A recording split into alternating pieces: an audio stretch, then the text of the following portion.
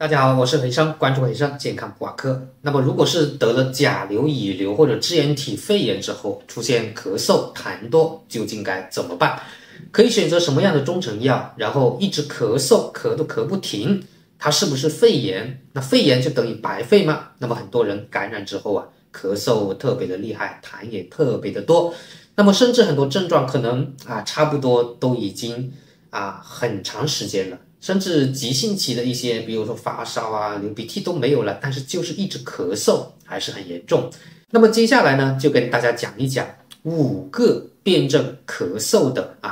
不同类型的方法，还有4个迅速止咳的药物。希望呢大家认真听，然后看完之后转发自己的家人一起来去学习。那么首先从中医角度讲呢，咳嗽痰多的原因是有很多的。那么只有辨证准确了，那么才能够起到非常好的效果。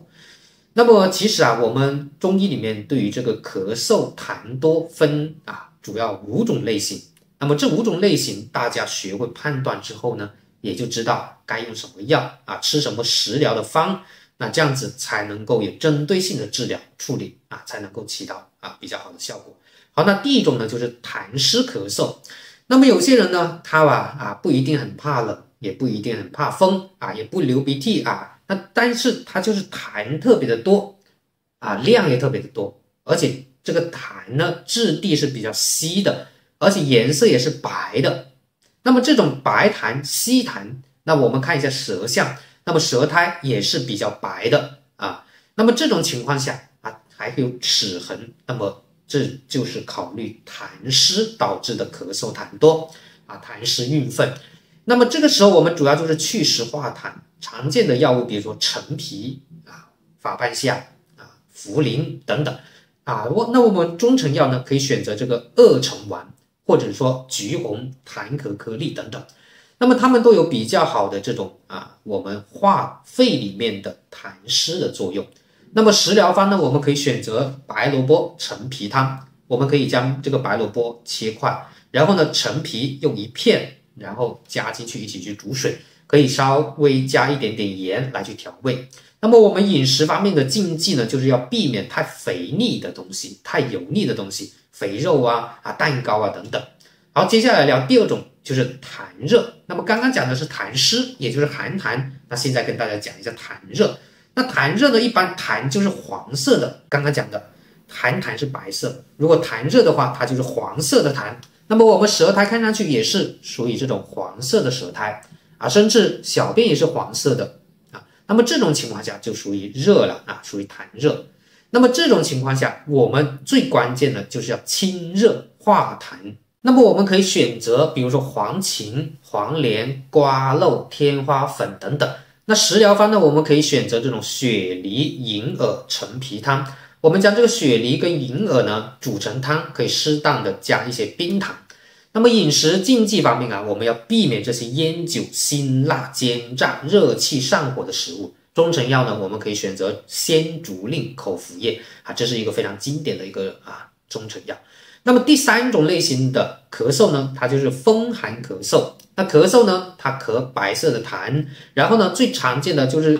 感冒之后感受这种风寒之邪，风寒侵入我们肺里面，就导致出现一系列的症状这个痰它也是白色的，有一点点怕风怕冷，甚至穿了衣服盖了被子都觉得冷的喉咙还有点痒，鼻子痒，打喷嚏，流鲜鼻涕，鼻涕是白色的。那么这种情况下我们舌苔也是白色的，那就是考虑这个风寒，那我们就要祛风散寒然后宣肺止咳。那么中成药呢大家可以选择这种桂龙咳喘宁就有比较好的散风寒的作用。那食疗方我们可以选择生姜红糖水，将生姜切片，然后加入适量的红糖一起煮水食用。那么饮食上我们要避免一些寒凉的一些食物，比如说瓜果、冷饮，大部分的水果。好，那第4类型的咳嗽就是风热咳嗽。那这个时候的咳嗽痰呢，它也是黄色的，而且呢还有伴有发热怕风怕冷等等。那有些人呢，他还出现会有这种黄鼻涕舌苔也有点点淡淡的黄。那么这种如果是伴随着发热恶寒、发热怕冷，怕风，那这种情况下就是风热了。那么风热呢，我们就要清热解毒、宣肺止咳。那么食疗方我们可以选择菊花梨水，将这种新鲜的梨还有菊花一起煮水食用。那么饮食上我们要避免这些辛辣刺激的，比如说一些辣椒这些食物热气的辛辣煎炸的。那这个时候我们中成药可以选择这种清肺益火片，还有就是蛇胆川贝、莲花清瘟等等都是可以的都是有这种清肺热的一个功效。好，那第5种就是阴虚咳嗽。如果是你以干咳为主，或者痰很少的、很黏的、很难咳出来的甚至晚上咳嗽比较厉害的，还伴随着咽干声音嘶哑这种，还有面部颧这个部位比较红的舌头伸出来一点苔都没有的，或者很少舌苔的，舌质还很红的，那么这种就常见的是阴虚导致的咳嗽。那么这种情况下，我们就要去润肺，要滋阴止咳平喘。常用的药物比如说沙参麦冬玉竹百合等等。那我们中成药可以用一些枇杷霜、枇杷露雪梨膏等等，百合固精丸，还有养阴润肺膏等等。那么这一类型的中成药都是滋阴润肺的，来达到这种止咳的一个作用。那如果是你咳嗽的同时还出现了腰膝酸软头晕耳鸣手脚心发热烦躁不安这种非常烦躁，手脚心都会发烫的，甚至盗汗的晚上睡着以后会出汗，这就是盗汗。那么这种情况下就考虑这种肺肾阴虚了。那这个时候我们可以选择中成药麦味地黄丸。食疗方我们可以用沙参、玉竹、百合来去煮粥，可以加入适量的冰糖。那么饮食上我们要避免这种辛辣的、干燥的煎炸的这些食物。那如果是咳嗽比较剧烈的话，严重的影响了我们的休息，那我们可以采取一个迅速的止咳的一些西药。